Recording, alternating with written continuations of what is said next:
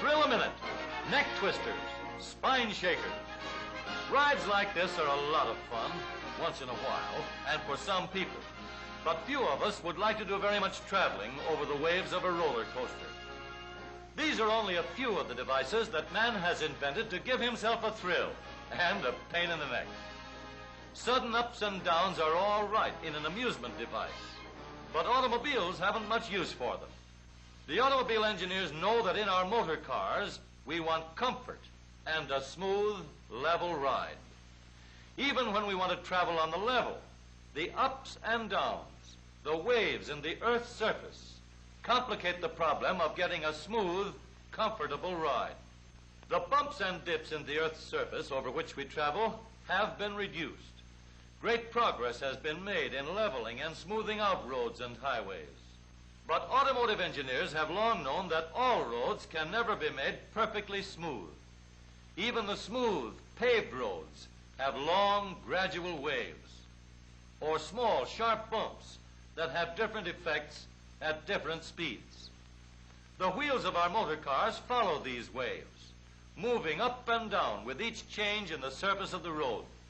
So, to give us the smooth, level ride we want, engineers knew that the smoothing and leveling would have to be done by the motor car itself.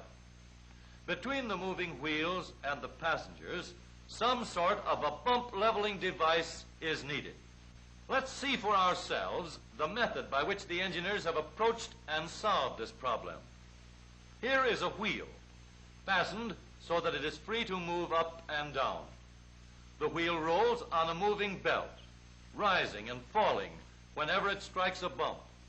A platform, fastened solidly to the wheel, carries a tracing pen, and when the wheel moves up and down,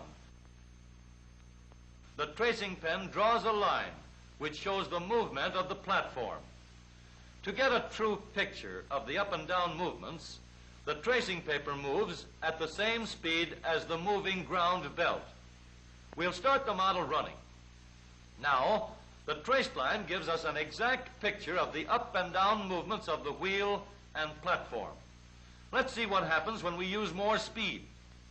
At high speeds, the effect of a bump is considerably greater.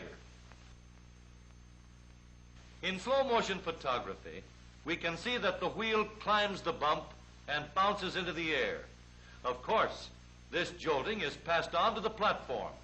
We can mount a fairly stiff spring underneath the platform to see how it will affect the jolting.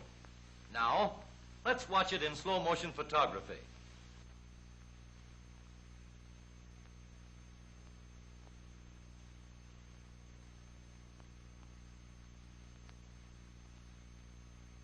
The traced line shows that we have cut down the jolting because the spring absorbs some of the effect of the bump.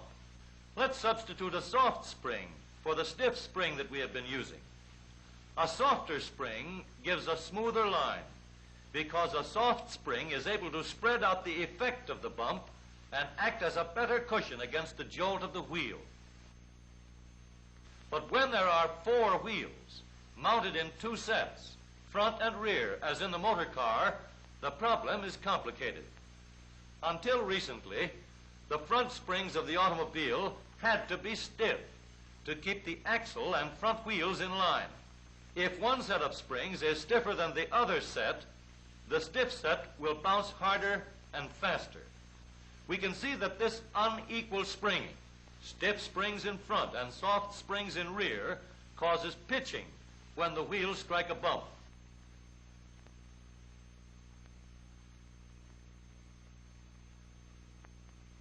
The traced line shows this clearly.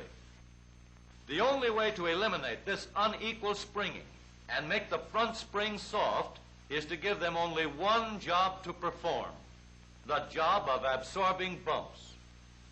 Suppose we replace the bouncing axle with a rigid, immovable beam. Now the wheels can be fastened to the beam by 2 parallel swinging arms.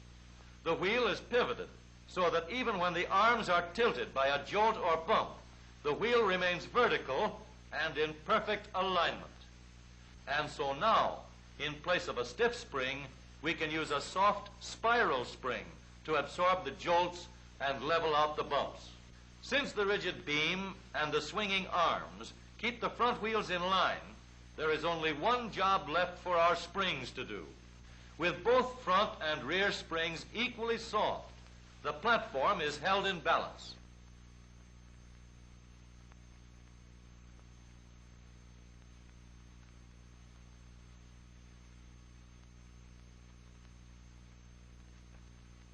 But now that the front and rear springs are soft, we have another problem. Springs that are soft enough to level out the bumps will compress too rapidly under a heavy shock. And springs that are soft enough to absorb small shocks have a tendency to continue bouncing after they have been compressed or stretched. So to help the springs absorb heavy shocks, we can slow down their action by means of shock absorbers. The shock absorber acts like a brake in delaying the movement of the spring, and it prevents bouncing when the spring is compressed and then released. We can make the severest kind of test to see whether we have a method that will really iron out the ups and downs. We'll use a lot more bumps of different sizes, and we'll run them under our wheels at full speed. Now watch the traced line. The traced line seems to be pretty smooth. Let's watch through the slow motion camera and see just what's happening. No more pitching, and the soft springs with their shock absorbers spread out the effect of any bumps that they can't completely absorb. Of course, in actual practice, where strength and safety are of maximum importance, engineers have made use of these same bump-absorbing, road-leveling principles with a much stronger and more durable construction. The front wheel is pivoted so that it can be steered in any direction and is mounted on a strong, upright arm. The upright arm is fastened to the rigid, immovable crossbeam by means of two parallel swinging arms. The swinging arms and the rigid crossbeam do all the work of keeping the wheels in perfect alignment. So the genuine soft knee action spring has only one job to do: cushion the bumps. A double action shock absorber controls both the compressing and stretching of the spring as it absorbs heavy jolts. This combination of soft cushioning springs, together with positive double action control on the front wheels, is balanced at the rear wheels by equally soft springs with the same type of double action shock absorbers for control. With soft, balanced springing, held under positive double control, the smoothing and leveling of roads is done by the motor car itself. The pitching and the ups and downs are eliminated. Here is a real test on a full-size scale. That pipe sticking up from the top of the car is a giant tracing pen. The sky itself will be our moving strip of tracing paper. And this tank of skywriting smoke will take the place of ink. The car rides smoothly over the waves, while the wheels do all of the pounding. Watch the traced line. And so, the pain in the neck has been taken out of ordinary driving, giving a truly level ride over any bumps on city streets or on country roads.